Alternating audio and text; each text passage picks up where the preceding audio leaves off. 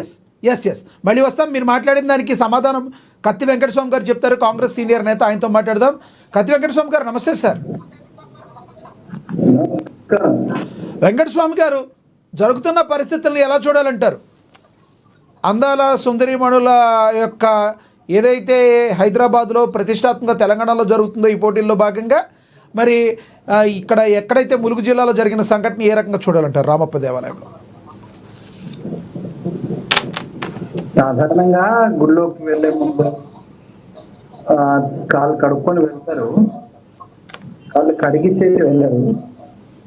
ఏ అక్కడ programme officer అక్కడ సంబంధించిన వాళ్ళు ఏ ఉద్దేశంతో చేసిందో కానీ అదే మన సాంప్రదాయం కాదు. అందరికి కాళ్ళు కడగాలనే ఉద్దేశం నాకు లేదు. రెండోది ఊరికే రుద్రమదేవి పౌరుషం రుద్రమదేవి బిడ్డలు అంటున్నారు కానీ వాళ్ళు అక్కడ ఉన్నటువంటి ఆ బిడ్డలందరూ కూడా సమగ్ర శాసక వారసులు. వాళ్ళ పౌరుషానికి ఇంకా లేదు.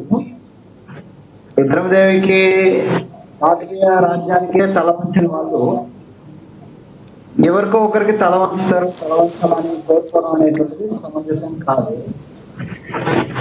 సీతక్క గారు చెప్పినా లేకపోతే ప్రభుత్వం పక్షం చెప్పినా మేము చెప్పినా అది ప్రోగ్రామ్ లో జరిగినటువంటి ఒక పొరపాటు మాత్రమే తప్పితే తెలంగాణ ఆడబిడ్డలను ఆత్మగౌరవాన్ని తీర్చపరచాలనేటువంటి ఉద్దేశం కానీ లేకపోతే అట్లాంటి ఆలోచన కానీ.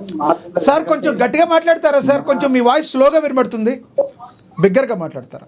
తెలంగాణ ఆడబిడ్డల గౌరవాన్ని కాపాడింది మేము.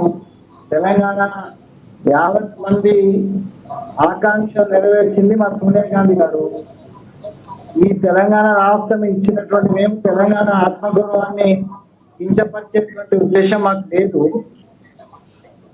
వ్యక్తిగతమైనటువంటి కొన్ని చిన్న పొరపాట్లు దానివల్ల జరిగినటువంటి దాన్ని మొత్తం ప్రభుత్వానికి ముఖ్యమంత్రి గారికి ఆపాదించొద్దనేదే సీతక్క గారి యొక్క ఉద్దేశం.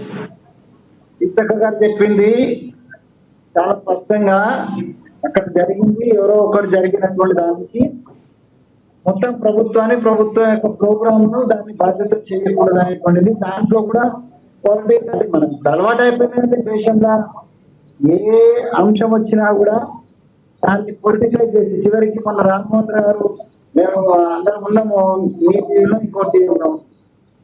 బార్డర్లో జరిగే యుద్ధంలో కూడా మనం పొలిటికైజ్ చేయాలి కదండి. అక్కడ జరిగేటువంటి యుద్ధము లేకపోతే ప్రాణాలు కోల్పోయినటువంటి సైనికుల విషయాల్లో కూడా పొలిటికైజ్ అవుతుంది.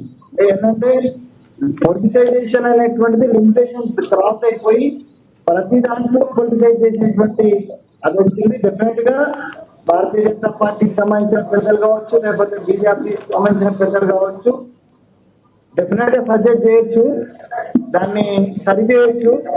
Definitely they to have right to suggest the programs తో జరిగే పొరపాట్లను సరిదిద్దేటువంటి బాధ్యత వాళ్ళకు అధికారం ఉన్నది. దాన్ని సరిచేయమని కోరుతున్నాం. మేము చాలా స్పష్టంగా చెప్తున్నాం, ఇది ప్రభుత్వం కావాలనేది ప్రభుత్వం తెలంగాణ ఆడబిడ్డలను కించపరచాలనే ఉద్దేశంతో జరిగింది కాదు. వాలంటీర్స్ అత్యుత్సాహంతో కొంత ఉన్నదానికంటే ఎక్కువ విదేశీయులు ఇదంతా సుందరిమణులు కానీ ఒక అంటే అపోహతో చేసింది, దాన్ని ఏమి సమర్థిస్తలేదు. Right, yes right. మళ్ళీ వస్తా సార్ మీ దగ్గర. మళ్ళీ వస్తాం మీ దగ్గరికి. మనతోటి బీజేపీ నేత గంగాపురం వెంకటరెడ్డి గారు ఉన్నారు, ఆయనతో మాట్లాడదాం. వెంకటరెడ్డి గారు నమస్తే అండి. నమస్తే. నమస్తే వెంకటరెడ్డి గారు, ఎలా చూడాలి ఇష్యూని? ఇప్పుడు లైవ్ లో ఉన్న మిత్రులందరూ కూడా నమస్తే. నమస్తే సార్. వాస్తవానికి ఇది అందాల పోటీయా, అందాల భామల పోటీయా, సుందరాంగుల పోటీయా, మిస్ వరల్డ్ రకరకాల గురించి నేను మాట్లాడిన కానీ సరే, ఏదో ఒక కార్యక్రమం అయితే రాష్ట్ర ప్రభుత్వం ప్రారంభించింది. సరే, ఇప్పుడు అది అవసరమా కాదా అనే చర్చకు నేను పోను. సరే, జరుగుతుంది కాబట్టి దాని మీద వచ్చినటువంటి కొన్ని వివాదాలు ఏ రకంగా ఉన్నాయనేటువంటిది ఆలోచించవలసిన అవసరం ఉంది.